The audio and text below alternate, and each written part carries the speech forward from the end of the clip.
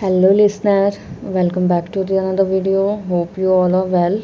So today in this video we will discuss about Macaulay's minute on Indian education. मतलब कि Lord McClay की एक document है जिसका नाम है minute on Indian education. By this document we will know about that how Maclay underlie the English in India and what's his contribution. So let's start our topic. Before started our topic, first of all we should know about Maclay. Lord McClay जो है उनका जन्म 25 अक्टूबर 1800 में हुआ था और उनकी मृत्यु 1859 में हुई थी। कहाँ पर? इंग्लैंड में। उनको थॉमस पैपिंगटन मैकले के नाम से भी जाना जाता था। वह ब्रिटिश के हिस्टोरियन, पोएट थे और स्टेटमैन थे। कब? 19th सेंचुरी में। और उनका सबसे बड़ा योगदान रहा है इंडियन एजुकेशन में। वो सुप्रीम काउंसिल ऑफ इंडिया के मेंबर भी रह चुके हैं। Maclay is known for his Minute on Indian Education, which is most significant document come out in 2nd Feb 1835. McClay को उनके सबसे ज़्यादा famous document minute on Indian education की वजह से ही जाना गया, जो कि 2nd Feb 1835 में आई थी। मैकले एक ब्रिटिश पॉलिटिशियन थे जिनका नाम था थॉमस वेविंगटन मैकले, जैसे कि मैंने पीछे बताया है। उन्होंने अपना document minute on Indian education publish किया और ये जो डॉक्यूमेंट थे वो ये बताते थे कि इंडियन नेटिव पीपल जो हैं उन्हें इंग्लिश एजुकेशन क्यों देनी चाहिए और इंग्लिश एजुकेशन जो है उसे इंडिया में इस्टाब्लिश की जानी चाहिए। So he wanted to teach English to Indian people, not Sanskrit and Persian. वो चाहते थे कि इंडियन पीपल को इंग्लिश सिखाया जाए, ना कि संस्कृत लैंग्वेज और Persian language. He wanted to remove Persian language as official language and he wanted to make English language as an official language of India. वो पर्शियन लैंग्वेज को जो है वो ऑफिशियल लैंग्वेज से हटाना चाहते थे और इंग्लिश को का ऑफिशियल लैंग्वेज बनाना चाहते थे। Maclay's Minute on Indian Education is regarded by as many most significant document in the history of Indian education. Document is only responsible for introduction of English in British India.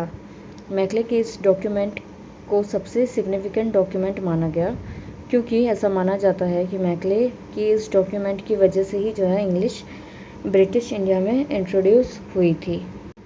The minute can be seen as the watershed that not only governed the educational policy of British administration after 1835 but also the substitution of population forced them to learn English.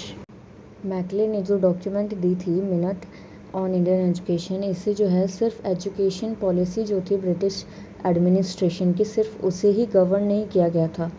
इससे क्या हुआ था कि Indian native people जो थे उनकी भी पराजय हुई थी क्योंकि उनको जो है इंग्लिश पढ़ने के लिए फोर्स किया जा रहा था। वो अपनी मर्ज़ी से इंग्लिश को एक्सेप्ट नहीं कर रहे थे।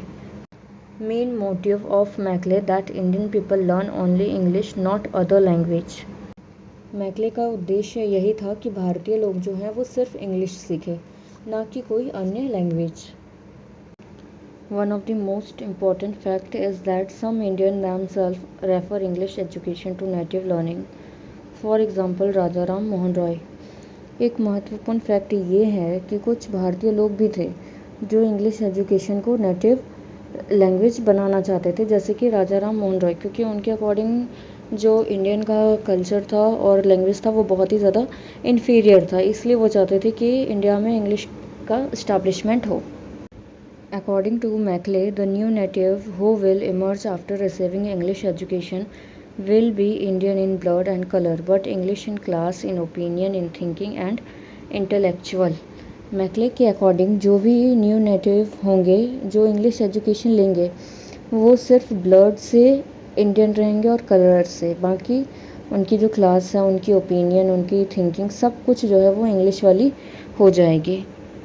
Maclay was thinking that Indians never improve themselves because they are inferior from their born time and their cultural practices. McClay का ये मानना था कि भारतीय लोग कभी खुद को इम्प्रूव नहीं कर सकते क्योंकि वो बहुत पिछड़े हुए हैं अपने जन्म के समय से ही और अपने रीति रिवाज की वजह से।